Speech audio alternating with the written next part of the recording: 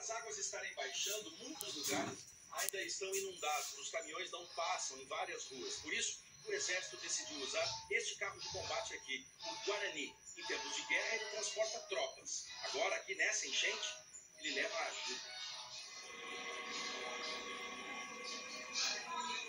O soldado confere os pedidos de socorro distribuídos pela Defesa Civil e vai até quem precisa. Isabelle não quer sair, quer comida e água. Tem mais gente na casa. Não é melhor ela sair? Eu também não saio pelos bichinhos. Arani procurou abrigo para ele e a família na casa do cunhado. Pede água para os soldados. Qual é o valor dessa água? É muito importante. Isso aqui é vida. Essas garrafas vieram de Curitiba. Mais uma doação que fez diferença. O nosso coração fica apertado. E que Deus abençoe essas pessoas, né? Que possam ser recompensadas. Não só a mim, mas esse povo todo que está sofrendo nesse momento. Pois é, você ouviu aquela senhora dizendo eu não posso sair, tem os bichinhos, né? Aqui na PUC tem vários bichinhos também acolhidos. Eu fui ver lá a situação em que se encontram, tem 3 salas cheias de cachorrinhos e também alguns gatinhos aqui. Mas não são animais perdidos, eles têm tutores, eles têm donos, vamos dizer assim. Só que os donos não estão em condição de acolhê-los agora. Então a PUC acolheu esses bichinhos, está dando aqui alimentação e todos os cuidados. O problema é que você faz carinho num cachorro, se afasta dele para fazer carinho em outro, daqui a pouco ele começa a latir. Então uma visita como a que eu fiz para ajudar acabou atrapalhando. Eu acabei estressando muito o cachorrinho lá dentro, porque todos queriam carinho ao mesmo tempo. A situação é crítica neste fim de semana no Rio Grande do Sul em relação à previsão da meteorologia, né? Como você viu agora com cidades do sul também tomadas por água, chuva é o que não pode acontecer. Mas Eliana Marques vai trazer agora o que dizem os meteorologistas. Eliana, boa noite. Boa noite, Bonner, e boa noite para você. Amanhã há previsão de chuva em todo o Rio Grande do Sul.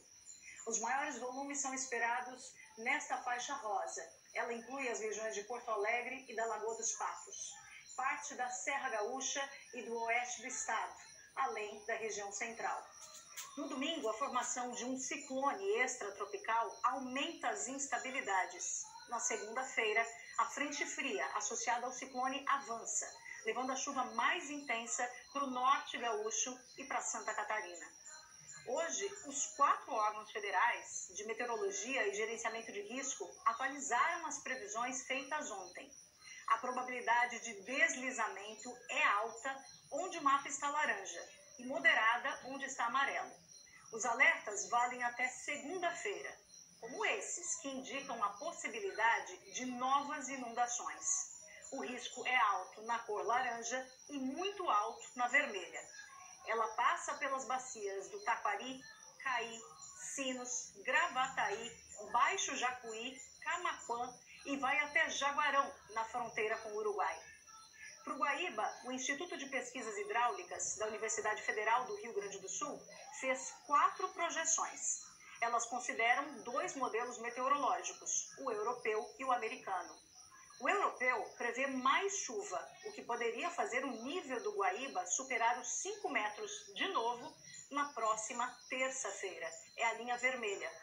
Num cenário sem vento, ele pararia em torno dos 5 metros, o pontilhado amarelo.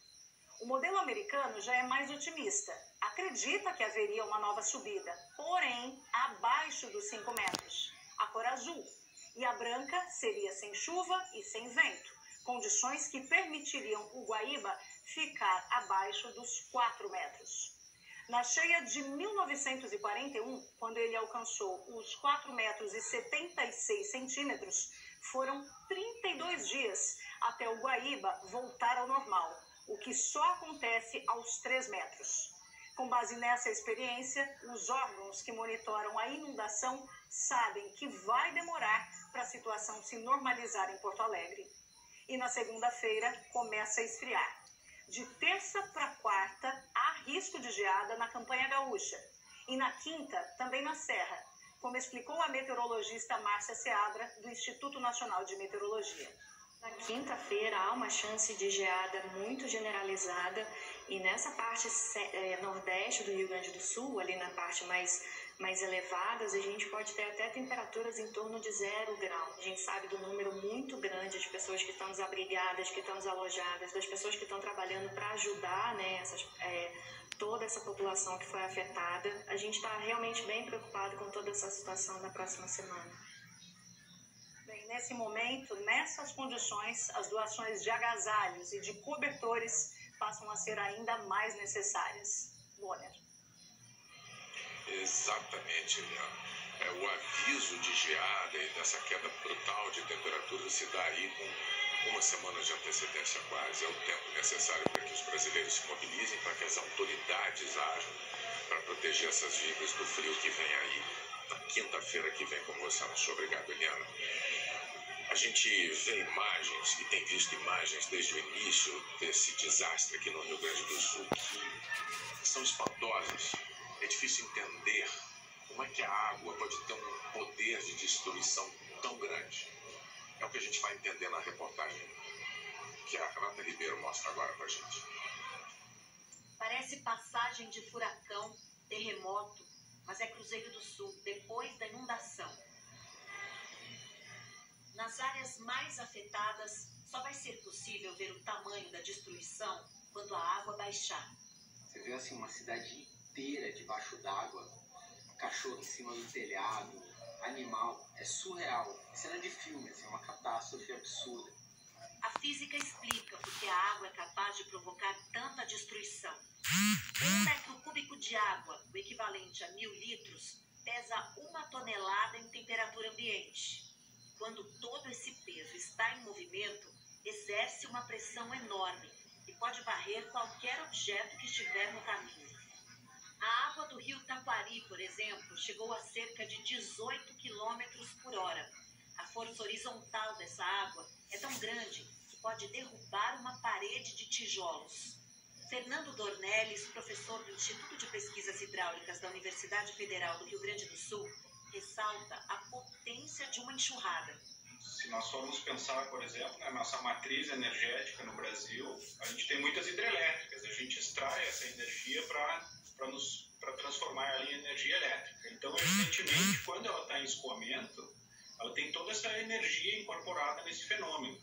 Então, objetos, obstáculos que a gente tenha no caminho das águas, certamente eles sofrerão esses esforços aí. Quando a gente tem uma casa dentro de uma zona onde a gente tem profundidades maiores de água e velocidades grandes, o colapso dessas estruturas ocorre por esse motivo.